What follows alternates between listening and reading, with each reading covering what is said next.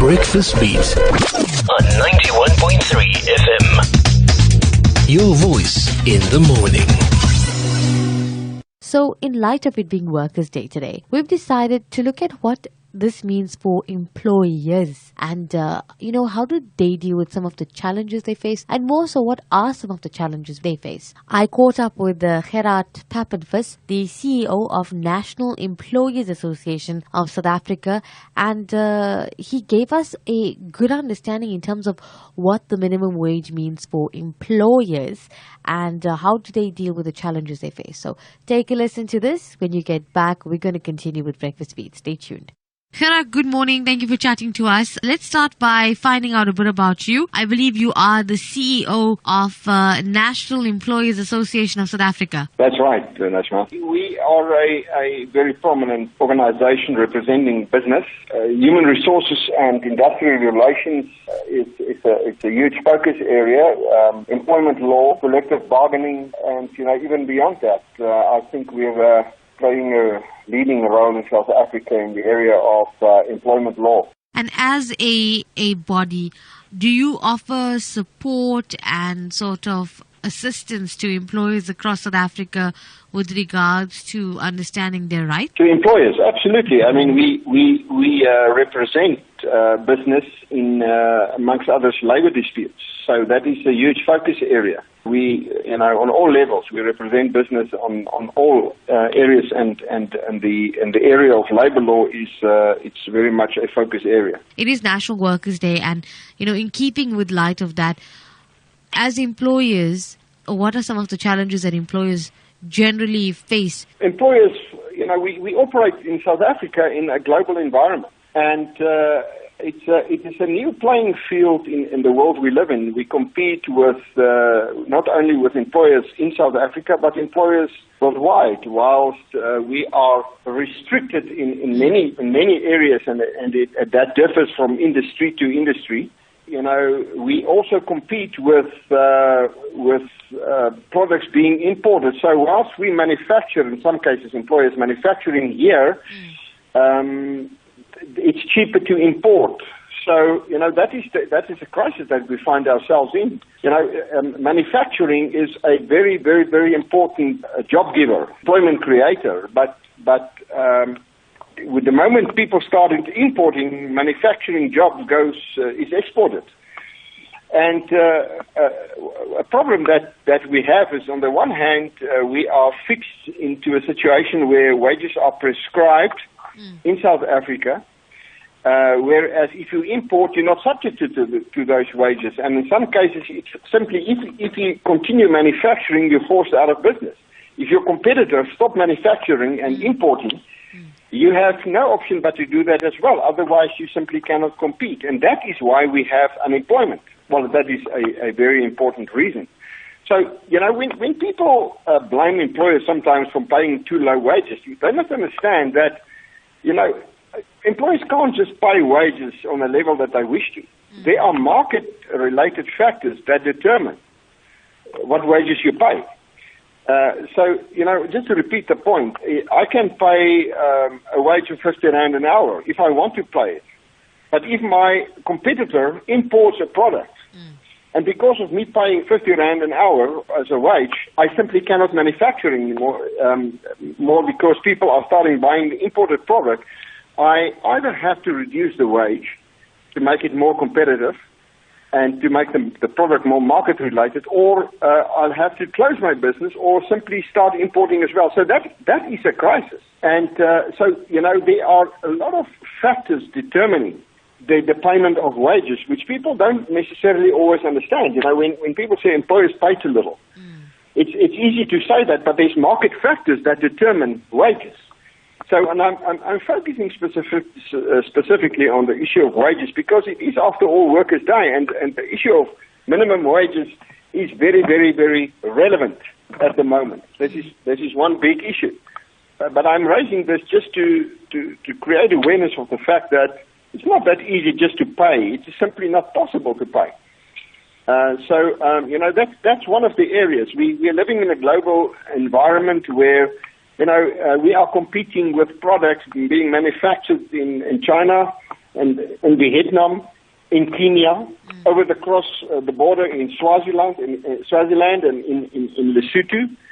And if you manufacture a product here that's more expensive simply on the basis of the wage, you go out of business. And buyers don't care. You know, when you buy shoes, you don't worry where the shoes is manufactured. You want good quality and you want good price. If your price is not right, people don't buy, and that has a huge impact on the payment and level of wages. Do you find it very challenging when you are faced with the minimum wage that is, constantly tabled and debated, and the effect it has on the business itself? I know you've highlighted some of the challenges, in terms of importing. Nazma, the issue on the national minimum wage, which was recently announced and which will be implemented somewhere in the future, is this. The amount that's being mentioned, in the region of 4,000 or perhaps just below that, it's not a huge amount of money. I mean, let's just get that out of the way. If people say, Gerhard Papenfus is against the minimum wage because he wants to pay his workers less than that, that is not the case, because, nobody in my employ earn less than that, and let me tell you, all established business in South Africa already pay more than that. Because, the issue of minimum wages is not a new issue. There's collective bargaining determined wages and sectorally determined wages, which is in force, for many, many years. So this is not a new concept. And in collective bargaining, where employers and trade unions negotiate wages, the wages are much, much higher than the 4,000 that is the subject of this new arrangement. The problem is this. Upcoming businesses, and I'm talking about previously disadvantaged people who is now forced to go into business because there's simply no other way of making a living. They cannot pay that wage. So, it's one thing to say that it's a low wage.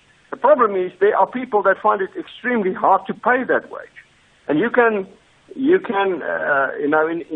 informal, the informal sector, which this arrangement also applies to, 4,000 Rand is a lot of money to pay somebody else. So we're not fighting here for established business. When we say the price is too high, we're talking about informal business, young upcoming entrepreneurs who has to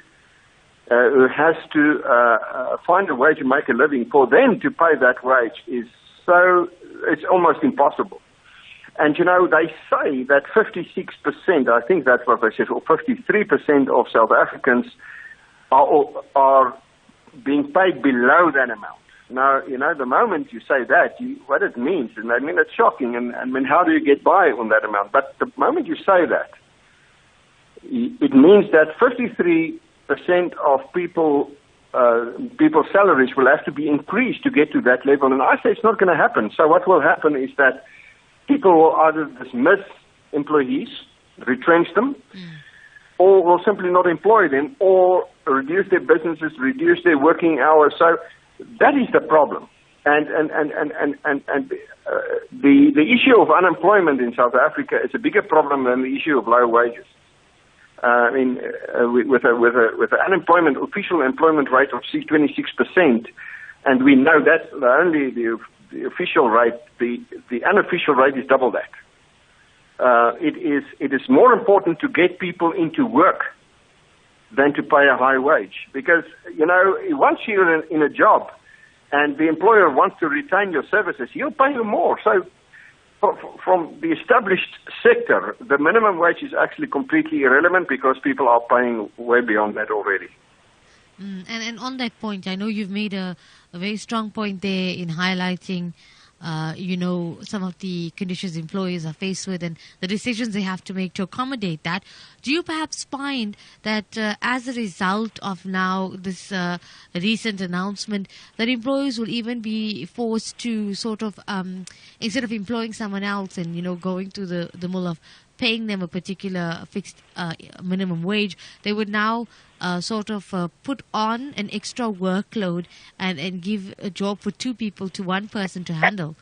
That may very well be the case. I always say, and when I say that people think I'm hard, I'm a bit ruthless, but I always say, employers pay what they want to pay. And this is how it is. Employers pay what they want to pay. Now, what you want to pay is based on numerous factors. The one is, what can you afford to pay? What is the skills level of the employee? How productive is the employee? A lot of issues. And the moment an employer can't pay a particular wage, he will find ways to get to that wage, to reduce working hours, and as you say, incorporate 2 people's work into the job function of 1. There's a lot of things to come by or to, overcome the problem. And when you increase the price of anything, you may find that the people buy less of that thing. Now, in terms of workers, that's also the case. It's no different when it comes to workers. And, we see in America where, Americans, we had a minimum wage in sectors like South Africa, but in one particular area in the restaurant fraternity in America where, there's a particular minimum wage, we're seeing restaurants going out of business.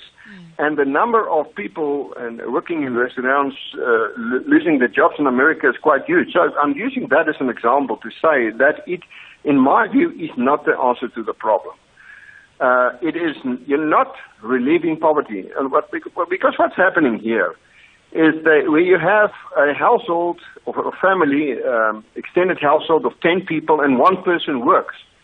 You can pay that person whatever salary, but he can't look after 10 people. What you have to have is to have 5 people in that extended family working, which will make a much greater contribution towards the standard of living of those people. So we need, in order for us to increase the living standards of people, we need to get more people into work.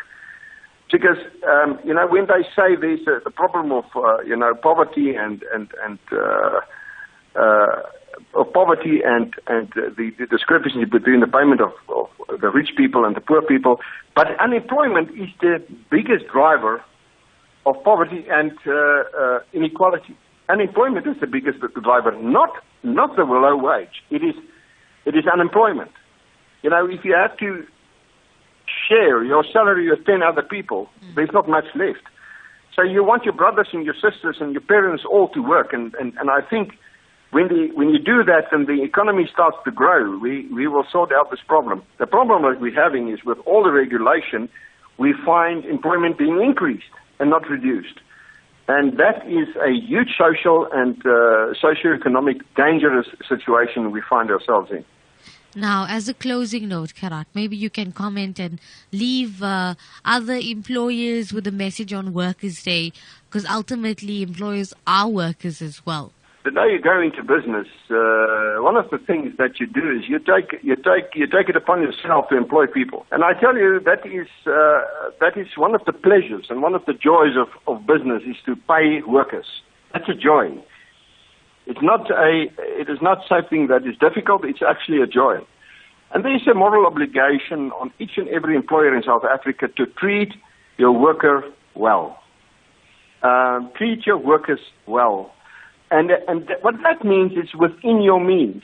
It means treating your worker well means different things for different people. But based on your conscience, what it is that you need to do.